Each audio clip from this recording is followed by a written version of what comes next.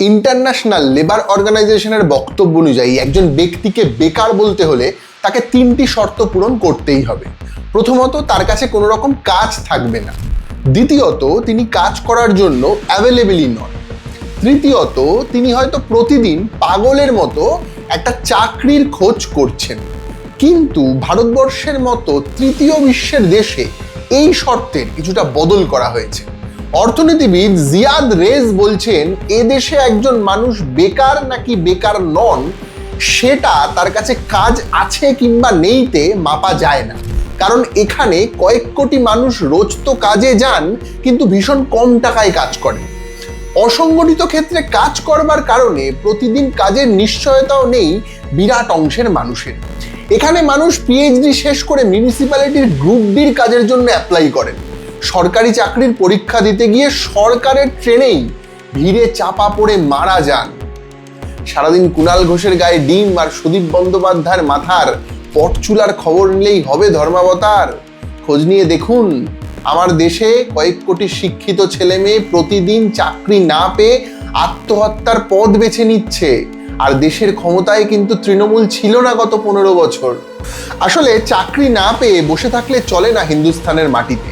রাস্তার ধারে কাবাব আর রেল স্টেশনে সোকল্ড অবৈধ হকার হয়ে ছোলা মাখা বিক্রি করতে হয়, কাউকে রিক্সা চালাতে হয়, কেউ আবার গ্র্যাজুয়েট হয়ে বিয়ে বাড়িতে সবজি কাটেন। তাই ভারতের মূল সমস্যা এমপ্লয়মেন্ট নয়, বরং আন্ডার এমপ্লয়মেন্ট।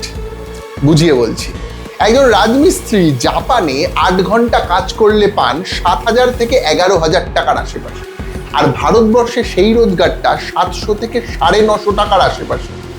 ভারত সরকারের official data agency national statistical office জানাচ্ছে যে এপ্রিল 2026-এ এ দেশের বেকারত্ব বেড়ে 5.2%, যা গত 6 মাসে সব থেকে বেশি। 2025 সালে রাজস্থান সরকার 53,000 গ্রুপ ডি পদের জন্য নিয়োগ বিজ্ঞপ্তি জারি করে। তাতে অ্যাপ্লাই করে কতজন জানেন? 24,76,000 ছেলে মেয়ে। অর্থাৎ একটি চাকরির জন্য অ্যাপ্লাই করে 46 জন মানুষ। 2024-এর সেপ্টেম্বরে হরিয়ানা সরকার সাফাই কর্মচারী নিয়োগের বিজ্ঞপ্তি জারি করেছিল, যার মাসিক বেতন ছিল মাত্র 15,000 টাকা। ন্যূনতম যোগ্যতা 8 পাস। কতজন অ্যাপ্লাই করে জানেন? 4 লাখ। আর তার মধ্যে প্রায় 50,000 ছিলেন গ্র্যাজুয়েট এবং পোস্ট গ্র্যাজুয়েট। উড়িষ্যায় 187 জন হোমগার্ডের চাকরির জন্য 8,000 পরীক্ষার্থী বসেছিল। ক্লাস ঘরে জায়গা না থাকায় রাস্তায় বসে তারা পরীক্ষা দেয়। ক্লাস 5 যোগ্যতার সেই চাকরির জন্য এসেছিলেন বহু MBA পাশ করা ছাত্রছাত্রী। আর এগুলো কয়েকটা ঘটনা মাত্র। প্রতিদিন জীবনের সঙ্গে লড়ছে আমার দেশের ছেলে মেয়ে। মন্দির, মসজিদ, জাতপাত আর খবরের চ্যানেল বনাম সিরিয়ালের মাঝে হারিয়ে যাচ্ছে এসব খবর।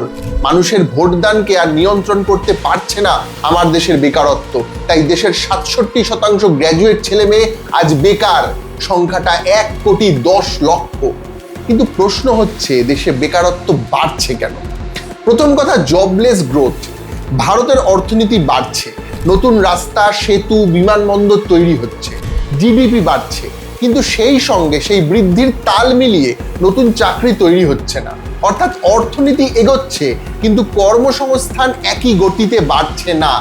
দ্বিতীয় কারণ, স্কিল গ্যাপ বা দক্ষতার ঘাটতি।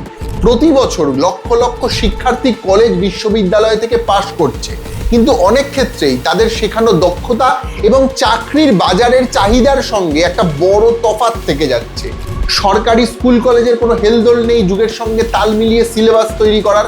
ফলত ডিগ্রি থাকলেও চাকরি পাওয়া কঠিন হয়ে পড়ছে ছেলে মেয়েদের। তৃতীয়ত, অনেক বড় কারণ, সেটা হচ্ছে বিপুল জনসংখ্যা। প্রতি বছর 1 কোটির বেশি যুবক যুবতী চাকরির বাজারে প্রবেশ করেন ভারতবর্ষে। তাদের জন্য প্রতি বছর এরকম লাখ লাখ চাকরি তৈরি করা সত্যিই চ্যালেঞ্জ যে কোনো সরকারের জন্য। চতুর্থ কারণ হচ্ছে, দেশের অর্ধেক জনসংখ্যা হওয়া সত্ত্বেও বিপুল সংখ্যক নারী এখনো শ্রম বাজারের বাইরে। ফলত দেশের উৎপাদনশীল শক্তির একটা বড় অংশ পুরোপুরি কাজে লাগাতে পারছি না আমরা। জিডিপিতে বিশ্বের 6 নম্বর স্থান পেলেও ভারতবর্ষ নিজের ঘরে সব ছেলে মেয়েকে চাকরি দিতে পারেনি, খাবার দিতে পারেনি, মাথার চাল দিতে পারেনি, স্বাভাবিক জীবনও দিতে পারেনি।